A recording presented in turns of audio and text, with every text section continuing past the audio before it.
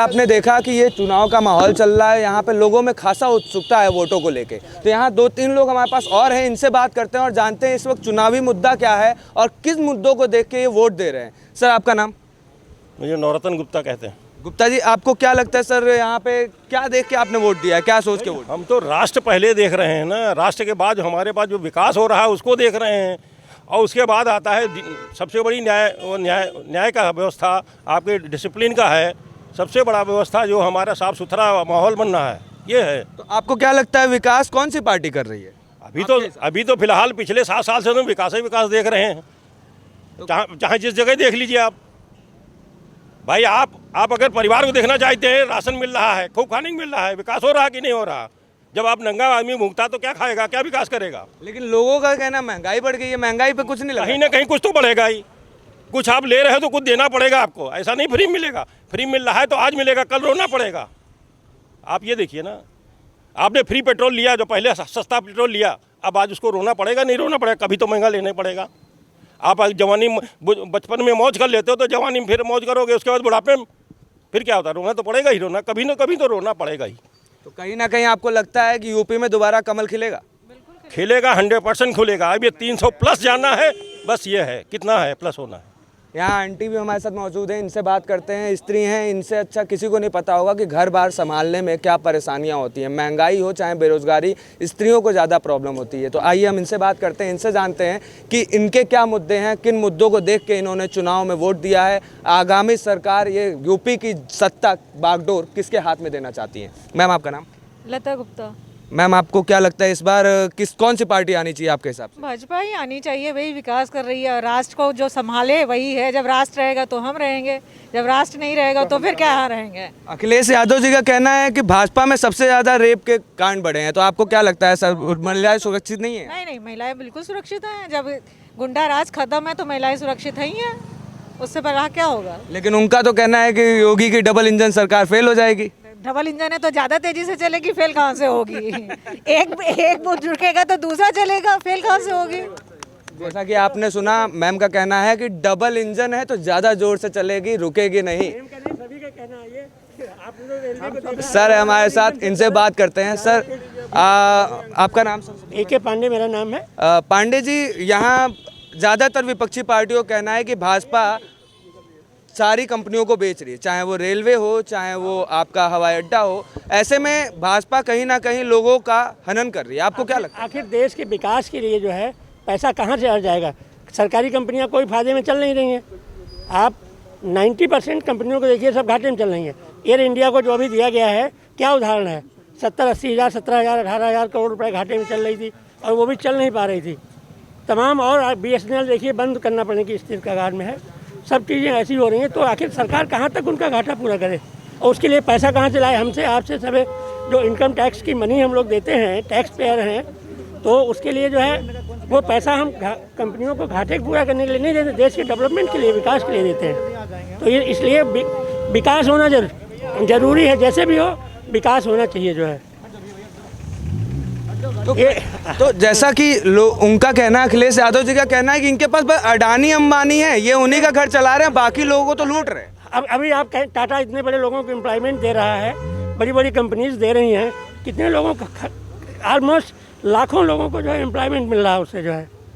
उनके अपने तो कोई वर्कर है नहीं, वो कंपनी ज्वाइन करते हैं तब उनके वर्कर होते हैं। लेकिन हमें आप जैसे लोगों को सबको तो एम्प्लॉयमेंट देते हैं वो।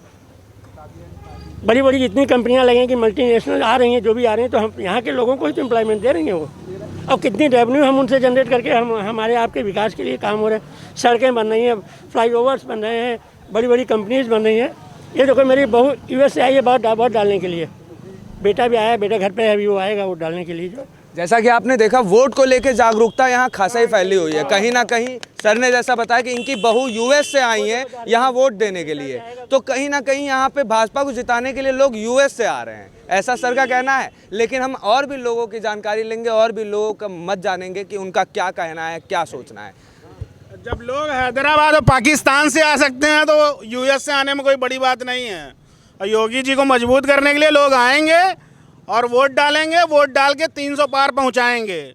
हमको 312 से ऊपर लेके जाना है, बस उसके नीचे कोई समझौता ही नहीं होना है। और ये तो भाजपा का गढ़ है, सेक्टर 15 सी ब्लॉक जितना है ना, यहाँ पे भाजपा के अलावा और कोई पार्टी नहीं है। आम आदमी पार्टी का भी बैनर लगा था यहाँ पे, एक आदमी नहीं गया वहाँ पे वोट देने के लिए। और रही बात साइकिल की, तो साइकिल पंचर हो चुकी है और अब उसकी हवा पूरी तरीके से निकल चुकी है। जैसा कि आपने सर की बात सुनी, वो मिल चुका है, अब नहीं मिलेगा कुछ। सर का कहना है कि इस क्षेत्र से कहीं ना कहीं साइकिल पंचर हो चुकी है और वापस से इस क्षेत्र में कमल ही खिलेगा, जैसे कि पिछली बार भी खिला था और पूर्ण बहुमत से आएगा। खिल रहा है पिछले 25-30 सालों से, जब से मैं जानता हूँ राजनीति को, तब से यहाँ कमल ही खिल रहा है। गोपाल भैया के पिताजी थे लालजी टंडन जी, जो बहुत बड़े नेता थे, मुख्यमंत्री के दावेदार कभी थे, वो राज्यपाल बन करके फिर रिटायरमेंट लिए। उसके बाद आशुतोष टंडन जी कितना बढ़िया काम कर रहे हैं। यहाँ हमारे साथ युवाएं भी हैं। युवा लोगों की जानकारी लेनी बहुत ज़रूरी है, क्योंकि यही युवा देश चलाते हैं, इन्हीं लोगों से देश चलता है। तो इनसे बात करते हैं, इनसे जानते हैं इनकी मत क्या है, क्या हमारे देश के युवा क्या देख के, किन मुद्दों को देखकर वोट दे रहे हैं और किसको सत्ता यूपी के बागडोर हाथ में दे रहे हैं। तो यहाँ सर से बात करते हैं। सर, आपका नाम?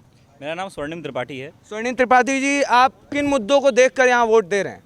मैं देखिए भाजपा को ही वोट दूंगा, सभी चीज़ों का विकास देख के। और सबसे पहली बात मेरे लिए गुंडाराज, जो गुंडाराज सपा के समय होता था, योगी जी के जैसे ही आए हैं, योगी जी ने सबका इनकाउंटर करवाया है। वो सब सपा के काल में क्यों जिंदा थे? मैं पूछ रहा था, वो सब सपा के काल में क्यों जिंदा थे? है कि बात की नहीं, क्यों जिंदा थे भाई? तो कहीं ना कहीं तो ये कहा जा रहा है, खत्म हुआ। लगता है आपको 300 यूनिट फ्री बिजली नहीं चाहिए, जैसा कि सपा का मैनिफेस्टो रहा है कि वो आने के बाद 300 यूनिट फ्री बिजली देंगे। फ्री के लालच में अब क्या हम लोग परेशान हो जाएंगे आगे चल के? फ्री के लालच में जरा सा मुफ्त क्या मिल जाएगा, हम लोग आगे परेशान रहेंगे। क्या मतलब है उसका? कोई मतलब नहीं है। भाजपा को ही वोट देंगे। अखिलेश जी का कहना है कि योगी जी खाली फीता काटने काम कर रहे हैं, काम उन्होंने शुरू किया और योगी जी फीता काट रहे हैं बस।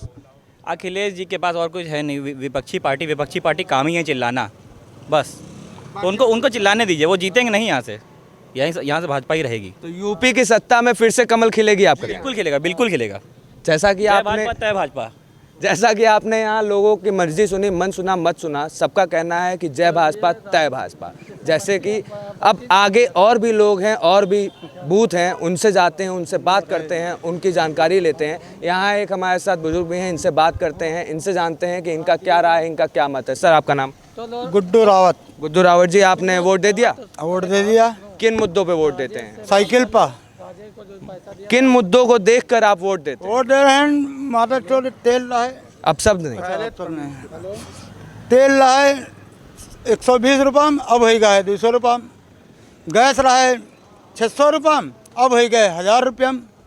तब मर्जी कैसा क्या? सर, आपका नाम? मेरा नाम विशाल गुप्ता। दारू पहले में कितने में थी? दारू रहा है 75 रुपये, अब मिल रही है